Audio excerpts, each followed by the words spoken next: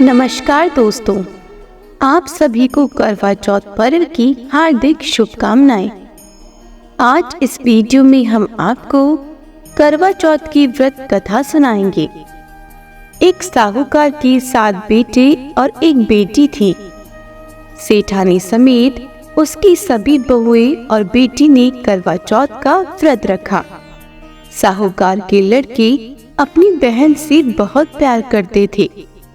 जब वह भोजन करने लगे, उन्होंने अपनी बहन से भोजन के लिए कहा। इस पर उनकी बहन ने जवाब दिया, भाई अभी चांद नहीं निकला है। चांद निकलने पर उसे अर्घ देकर ही मैं भोजन करूंगी। बहन की बात सुनकर भाइयों ने नगर के बाहर जाकर एक पहाड़ी पर अग्नि जला दी और छन्नी ले जाकर उसमें से प्रकाश दिखाते हुए अपनी बहन से बोली, बहन चांद निकल आया है, अर्घ देकर भोजन कर लो। साहूकार की बेटी ने अपनी भाभियों से कहा, भाभी देखो चांद निकल आया है, आप भी अर्घ देकर भोजन कर लो। ननद की बात सुनकर भाभी बोली, भाई साहब ये तो आपके लिए निकला है, हमारा चांद निकलने में अभी समय है। वह भूख से व्याकुल थी। वह चांद को अर्घ देकर भोजन करने बैठ गई। जैसे ही उसने पहला घास खाया, उसे छींक आ गई।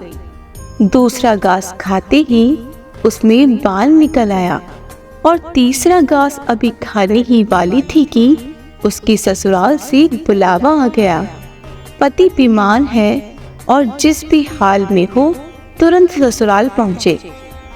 उसे विदा करने के लिए माँ ने जब बक्से से कपड़े निकाले तो काले कपड़े मिले। दूसरी बार सभी कपड़े सफेद मिले। बेटी बोली, माँ तुम रहने दो, मैं चली जाती हूँ। माँ घबराकर बेटी से बोली, बेटी रास्ते में जो भी छोटा बड़ा कोई भी मिले सबके पैर छूते हुए जाना और जो भी पूर्ण सुहाग का आशीर्वाद दे तो वहीं अपने पल्ले में गांठ बांध लेना। बेटी बोली, ठीक है, और वह ससुराल चली गई। रास्ते में उसे जो भी मिला वह सबके पैर छूती गई। सबने सुखी रहो, पीहर का सुख देखो का आशीर्वाद दिया। ऐसे वह अपने ससुराल पहुंच गई। ससुराल के दरवाजे पर छोटी ननद खेल रही थी। जब उसके पांव छुए तो उसने आशीर्वाद दिया, सदा सौभाग्यवती रहो, पुत्रवती रहो और पूर्ण सुहागन रहो। यह सुनते ही उसने अपने पल्ले में गांठ बांध ली और घर में अंदर गई तो उसने देखा कि उसका पति मरा हुआ जमीन पर लेटा है और उसे ले जाने की तैयारी हो रही है। वह बहुत रोई और चिल्लाई। जैसे ही उसे ले जाने लगे, वह बोली, उन्हें ले जाने नहीं दूंगी। फिर भी कोई नहीं माना तो बोली, मैं भी साथ जाऊंगी, और नहीं मानी। फिर सब बोले, ले चलो साथ में। जब पति को जलाने का समय आया तो वह बोली, मैं इन्हें जलाने नहीं दूंगी। तो सभी बोली, पहले तो पति को खा गई, अब उसकी मिट्टी भी खराब कर रही है। लेकिन वह नहीं मानी। गांव के और परिवार के सभी बड़े लोगों ने यह निर्णय लिया कि इसे यही रहने दो और इसके लिए एक झोपड़ी बनवा दो। वह वहां अपने पति को लेकर रहने लगी। वह पति की साफ सफाई करती और उसके पास बैठी रहती। उसकी छोटी ननद दिन में 2 बार आकर उसे खाना दे जाया करती। वह हर चौथ का व्रत करती, चांद को अर्घ देती, चौथ माता का पूजन करती। जब चौथ माता आती तो वह कहती, करवो ले, भाइयों की प्यारी बहन करवो ले, घड़ी बुखारी करवो ले। वे चौथ माता से वह अपने पति के प्राण मांगती। चौथ माता कहती, जब हम में से बड़ी चौथ आएगी तो उससे अपने पति के प्राण मांगना। ऐसा करते करते सभी चौथ और सभी यह कहकर चली गई।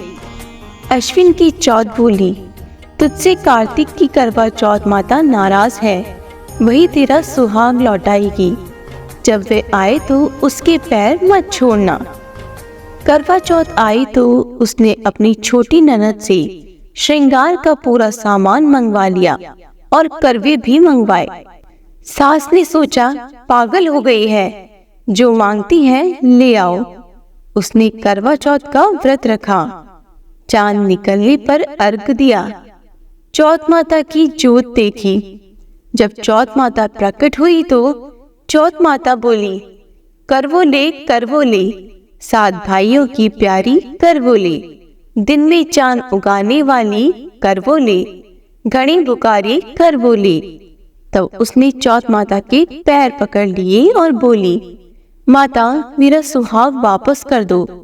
चौथ माता बोली, तू तो बड़ी भूखी है, 7 भाइयों की प्यारी बहन है, तुझे सुहाग से क्या काम।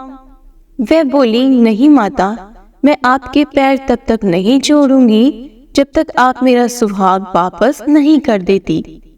चौथ माता ने सुहाग का सारा सामान मांगा तो उसने एक एक करके 16 श्रृंगार का पूरा सामान माता को दे दिया।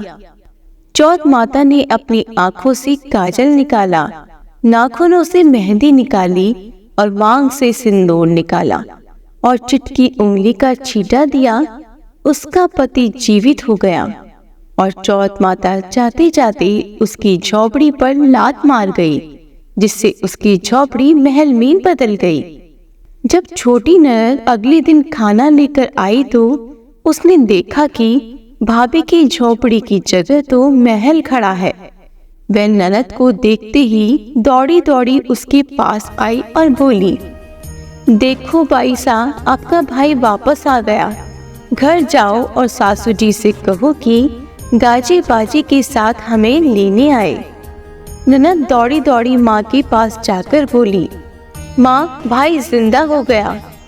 माँ बोली, उस भाभी के साथ तेरा भी दिमाग खराब हो गया है। बेटी बोली, नहीं माँ, मैंने देखा है, भाई सच में जिंदा है। सभी गाजे बाजे के साथ अपनी बेटी को लेने पहुँचे। बेटी को जिंदा देख सास बहू के पैर छूने लगी और बहू सास के पैर छूने लगी। देखो माँ, आपका बेटा वापस आ गया।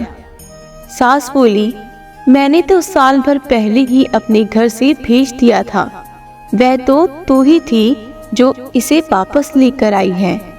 इस पर चौथ माता की कृपा से साहूकार की बेटी ने अपने सुहाग को वापस पाया।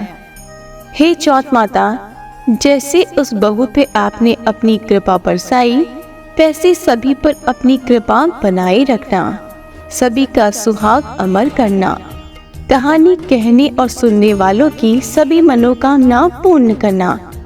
बोलो चौथ माता की जय हो। तो दोस्तों, अगर आपको हमारी ये कहानी पसंद आई हो तो हमारे चैनल को लाइक, शेयर एंड सब्सक्राइब जरूर करें।